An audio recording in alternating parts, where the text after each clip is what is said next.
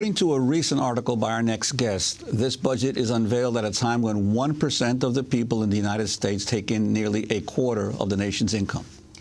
Of the 1%, by the 1%, for the 1%. That's the title of an article by Joe Stiglitz appearing in this month's issue of Vanity Fair. The piece discusses growing inequalities in the United States. Joseph Stiglitz is a Nobel Prize-winning economist, professor at Columbia University, author of numerous books, most recently Freefall, America, Free Markets, and the Sinking of the World Economy. Welcome to Democracy Now! Nice to be here. Of the 1%, by the 1%, for the 1%. Explain. Well, the point is that there has been this growing inequality, not only in income, but actually the inequality of wealth is even much greater. There's a shrinking of opportunity. It's not just that the people at the top are getting richer. If they were getting richer because they were contributing more to our society and everybody else was doing well, that'd be one thing. But actually, they're gaining and everybody else is decreasing. In fact, right now, it's not just the bottom, but even the middle, the median income, half above, half below, are poorer today than they were more than a decade ago. So all the growth that has occurred in our country over the last decade or more has gone to the upper 1–2%. At the same time, there's really shrinking opportunity. You know, we used to think of the United States as the land of opportunity, Horatio Alger, anybody could make it. And we used to think of ourselves as different from old Europe, as we used to call it. But the statistics show otherwise. Now, yes, we have some dramatic examples of people making it from the bottom to the top, middle to the top. But the statistics look at, what happens on average. What is the chance of somebody at the bottom making it to the middle or the middle making it to the top? And right now, we are worse than old Europe. This is something dramatic that has happened over the last 30, 40 years. And what's really happened is old Europe has become more of a land of opportunity. They reformed their education systems after World War II. They said that they recognized they had a problem, and they changed. Meanwhile, in the United States, we've wound up with a more fractionated society, one where move more to a private education system, where those who have money can get a really first-class education, but the average American is not. And those who come out of those education statistics that came out not long ago show that on average, Americans are doing more poorly than countries around the world. And in a way, this is related to some of the issues that got raised in the context of the financial crisis. Remember the discussion about the bonuses? Mm. And that's related to the same idea. The question was, if people were getting rewards for contributing to our society, a theory that was in the 19th century called marginal productivity theory, then you could say, okay, those who contribute more should get more. But what we saw in that crisis was that these titans of the financial industry got mega bonuses while their companies were making mega losses, and while they were, as a result of their actions, our economy and the global economy went in to a real tailspin from which we have still not recovered.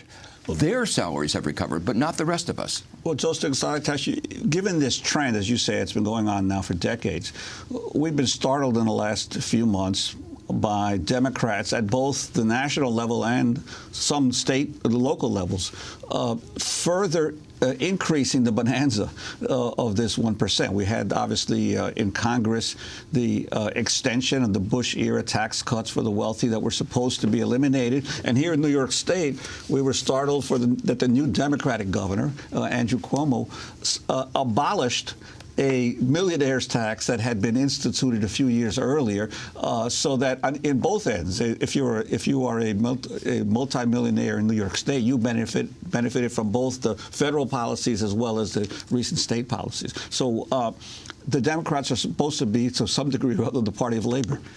What they're doing, let's be clear, they are better than the Republican positions. And some of them have fought against these tax cuts for the millionaires. But to me, this makes absolutely no sense. You know, we're big discussion you were talking about earlier about the budget deficit. There are only two ways to address the budget deficit: raise revenues or cut spending. And with this 1% getting so much, there's only one place really to get that extra revenue. The good news is it's relatively easy. You have 25%, almost 25% of the income in the upper 1%. You raise their taxes by a few percentage points, and you get an awful lot of money. And in many of these cases, we don't even have to raise the taxes. All we have to do is to say they ought to pay a fair tax rate. One of the curious things, and again, this is bipartisan, we lowered the tax rates on speculators so that speculators pay a much lower tax rate than people who work for a living. Now, is there any principle in economics that says that you should earn more money by speculating than by working hard? To me, it makes no sense.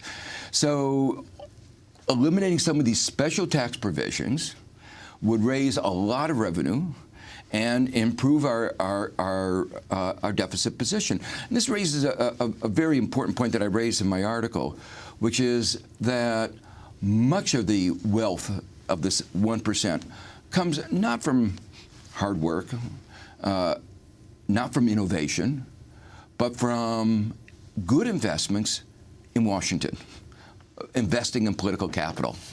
And you saw that in the financial sector where they first got deregulation and they got a massive bailout. But it's true in lots of other areas. A lot of the natural resource companies, mining, oil, get access to natural resources that are in public lands at a discount price.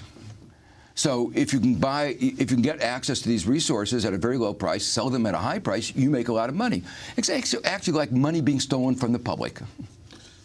I wanted to ask you about another something else you've written about, the connection in terms of risk analysis between the nuclear crisis in Japan and the meltdown of the reactors there and the credit default swaps. And I would even throw in perhaps the BP blowout, which was another example of a risk analysis that said it could never happen. Yeah, well, I just wrote an interesting article making a comparison between our ability to judge what are called small probability events, rare events that are supposed to be rare. Those in the financial markets said that the kind of collapse that we had should happen once in 1,000 years, once in the history of the universe. But we had a collapse in the 1980s. We had a problem in the 1990s. We have them every 10 years. And that shows the models are very bad. Our ability to judge rare events is very bad. Now, a lot of research in behavioral economics and psychology have explained why it is that these events that don't happen very much, we don't have a lot of experience. But one of the points that I raised was that these people have an incentive not to see things accurately. You know, the nuclear power industry has an incentive to tell everybody, oh, don't worry, nothing, no risk there. The financial sector had an incentive to say, don't worry about these derivatives, even if they're already $2 quadrillion. Don't worry, because we can manage that risk. We have systems of diversifying the risk across the economy. Clearly wrong. So, you know, when there's so much money at stake, people have a way of discounting these risks, especially because those risks are borne by everybody else in our society. And, you know, nuclear power is a really interesting case because that industry has never been commercially viable. It has always existed on the back of a government-provided insurance that we provide for as taxpayers that they don't pay for. And we see now in Japan that, you know, they did the same thing, and we see the cost of that. The rest of society is paying an enormous price. There is no way that the slight savings in energy costs can make up for the loss to the Japanese economy that has resulted from the nuclear explosion. The same thing can happen here in the United States. I love saying on Meet the Press, right after the tsunami and the earthquake and the terrible tragedy in Japan, they had on the head of the Nuclear Energy Institute, so they represent the nuclear industry, and the host of the show saying, thank you so much for running in at the last minute to be here with us. And I could only think about, I mean, here he is speaking to save the butts of the nuclear industry in this country, and saying there's nothing to worry about here.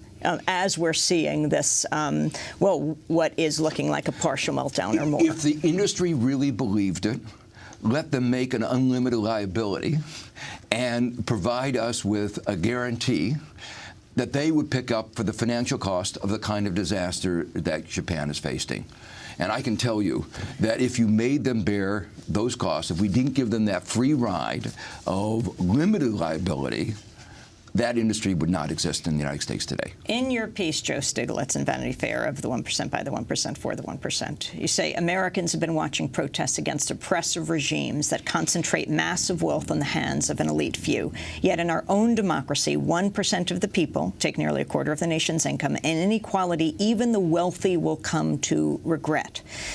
Talk about all this. We're seeing these rolling rebellions. We are seeing rebellions not only in the Middle East, though, in the Midwest. I mean, look at Madison, Wisconsin. And what about this issue of even the wealthy will regret this? Well, there are 2 points that I try to make. One is that a successful economy requires collective action. There are lots of things we have to do together. We have to have infrastructure. We have to have an educated population. If you have a divided society, you start worrying more if you're in the wealthy and you have a electric system that can use your wealth to affect the politics. You say, I'd rather have a small government that isn't able to redistribute money, take money away from me. I don't need public schools. I have private money. I don't need public parks. I have private, my large land. So what you have then is an erosion of the kind of collective action, and that makes a society less efficient, less productive. And you see that already happening. We aren't competing in education with countries in Asia that were much poorer than we were not that long ago. So that's one problem. And the second one is that obviously a house divided can't stand. That you start getting tensions, you start not paying attention to the things that make us cohesive as a nation. And that's what you're seeing in Wisconsin. And you also see that in the budget messages that are coming across, saying, okay, we're going to cut back on health care for the aged and for the poor, but we're not going to do anything about overall health care costs. What does that mean? It means that if you're going to cut back on health expenditures for the aged and the poor, and you're going to let health costs continue to rise, that says rationing. They're not going to be able to get health care. Already, we spend more money with poor health outcomes than those in other countries in the advanced industrial world. And it's going to get worse as the poor and the elderly can't get access to health care. In that vein, I wanted to ask you about a recent dissent of yours that a bunch of eminent economists, former chairman of the President's Council on Economic Advisors and other members were asked to sign on to a letter about the need for deficit reduction in the future in the United States. Why did you dissent to that letter? Well, the letter said all economists agree that you need to get deficit reduction. We ought to show that there's something called economic science. And then they came out in support of working off the Bowles-Simpson proposal, which is the bipartisan deficit reduction. I looked at that very carefully, and I come to the view that that is not going to make America stronger. It's not going to make our economy stronger. I said before that there are two ways. You called it a potential suicide pact? That's right. Well, I mentioned before that there are two ways of cutting the deficit. One is raising revenue. The other is cutting expenditures. Well, what's the best way of getting tax revenue up? It's to put America back to work. If America were growing, if we were back to our full potential, our output would be higher and tax revenue would be substantially higher. So the best way to reduce the deficit, as I said, is to put America back to work. Now, I thought the Bowles-Simpson is a recipe for making our economy weaker. If you start cutting budgets now, spending now, before the economy is back to health, you know, we already suffer from the deregulation. Now we're going to suffer again from the thoughtless deficit reduction. And that means people are going to be out of jobs. That means revenues are going to be lower, and our economy is going to be weaker. But the second point I raise, is that it goes back to look at where the revenues are going to be. When you have so much money going into the upper 1%, the only way of fixing the revenue problem is to raise taxes and have a more fair tax system. What they proposed was eliminating some of the deductions, say, for housing, mortgages. Well, if you do that now, house prices, which have continued to decline, will decline even more. But the more fundamental point is, even if from a long-term point of view you want to get rid of these mortgage deductions, you shouldn't do that on the backs of the middle class. That should be viewed as a revenue neutral. You lower the mortgage deduction, but you also lower the tax rates to offset it. That's not a revenue, shouldn't be a revenue enhancer. These are the people who've been doing very badly for the last 10, 15, 20 years. Joe Stiglitz, we're going to go to Medicare and Medicaid in the crosshairs in just 1 minute with two healthcare activists. But speaking of the crosshairs, let's end on the issue of war. You wrote with Linda Bilmes the book, The $3 Trillion War, The True Cost of the Iraq Conflict. That's not talking about Afghanistan, what, $2 billion a week, the longest ongoing conflict in U.S. history. What about the cost of this? It's enormous. And since we wrote that book, we did, new numbers came in, and things are worse than we said. The disability rates are higher. The cost of caring for the disabled are higher. Almost 1 out of 2 people coming back from Iraq and Afghanistan are disabled. This is an unfunded liability of, we calculate now, to be almost $1 trillion, over $900 billion. So one of the big ways of reducing our deficit is cut back some expenditures. I believe we could have more security with much less spending. We are spending, literally hundreds of billions of dollars for weapons that don't work against enemies that don't exist. The Cold War ended more than 20 years ago. And yet, if you look at our military, nobody seems to have told it that. Another way of thinking about it, we spend more money now than all the rest of the countries of the world, or almost as much as all the rest of the countries were put together. And yet, when you have a case where you might arguably want some use of, to protect people who are being killed, we say, well, we can't do it. Even in a small country of a few million people, we say, oh, no, our military can't do anything. So we've been spending all this money and getting actually very little security for it. So my own feeling is that we could reduce our money, our expenditures markedly, particularly get out of Afghanistan, and improve our security.